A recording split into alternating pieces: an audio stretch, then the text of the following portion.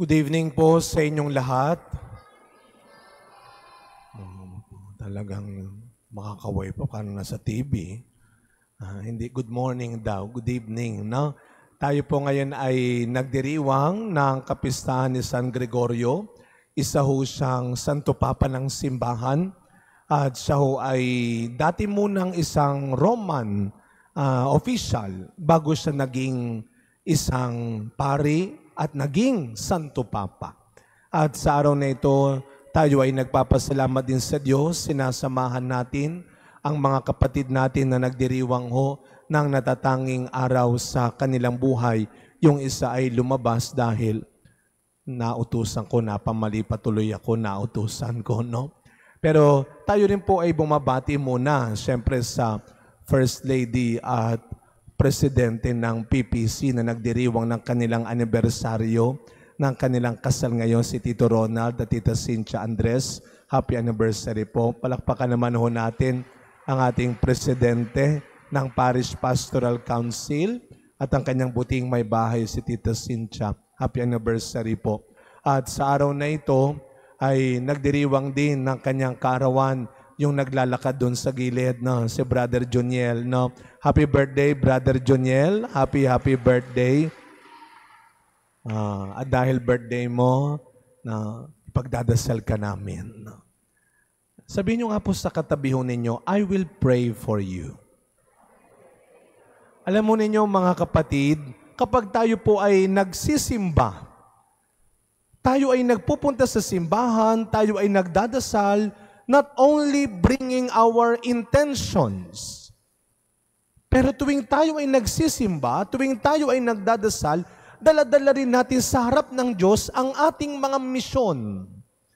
We have our Christian mission na ating pong pinalalakas, ating inaalay sa Diyos kapag tayo ay nagsisimba.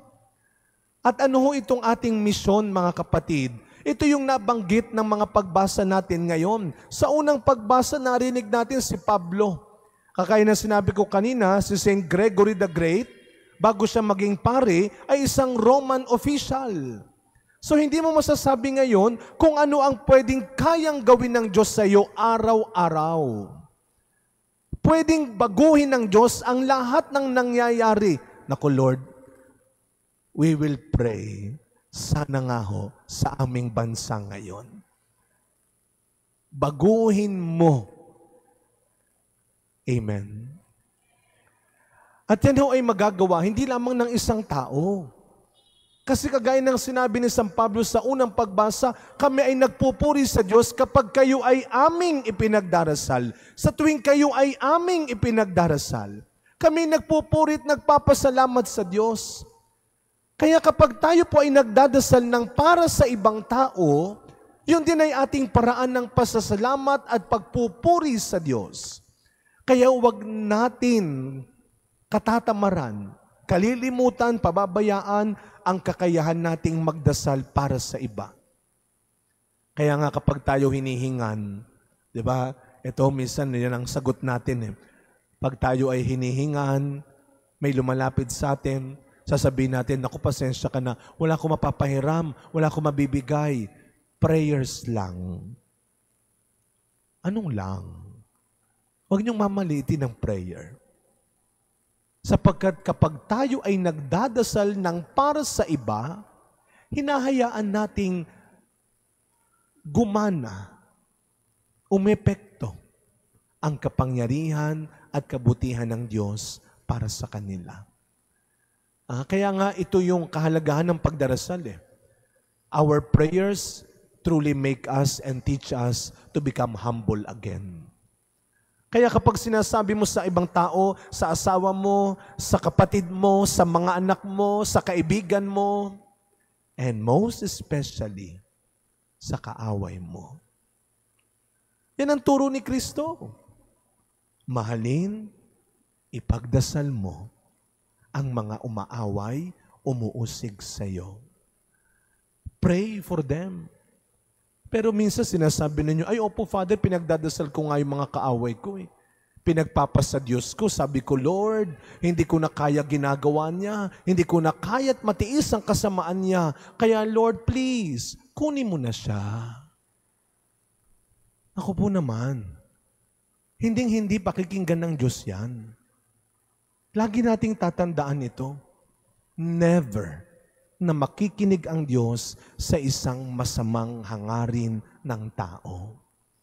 May mga nagyayabang pa, ay hindi Father, iba ako magsalita. Nagkakatotoo talaga. Pag pinapagdasal ko, nakikinig ang Diyos sa akin.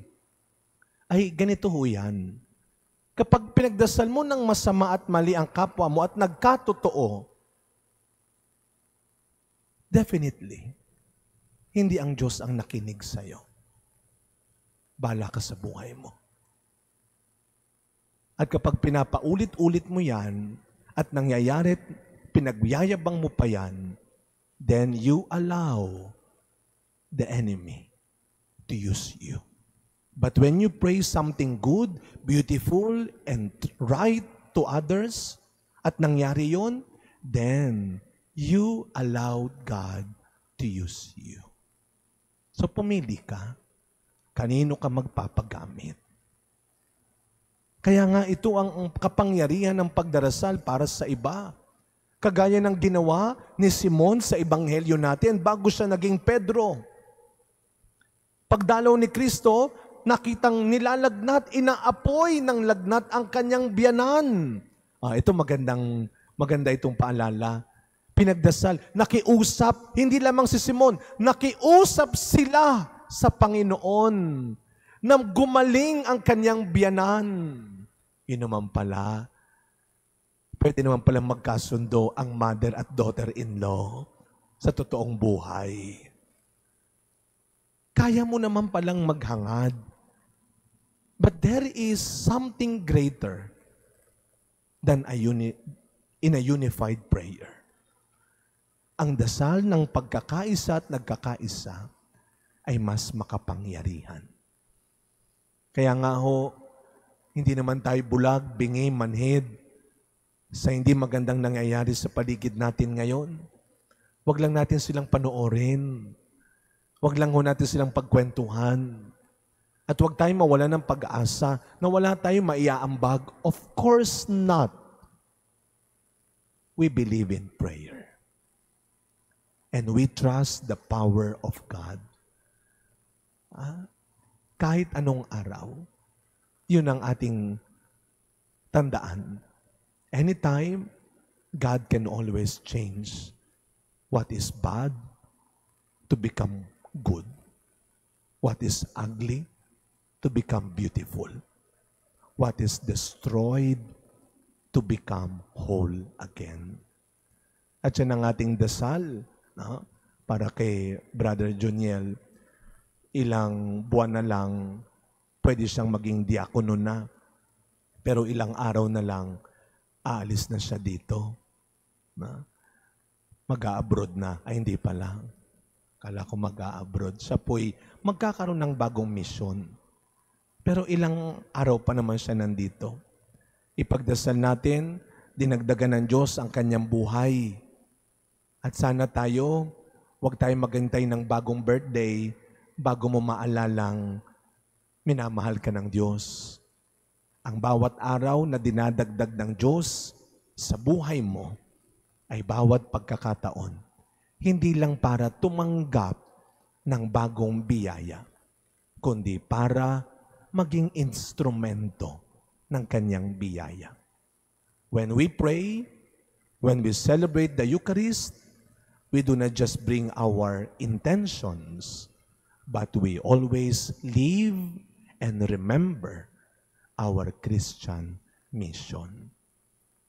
Pray every day and pray for one another. Amen.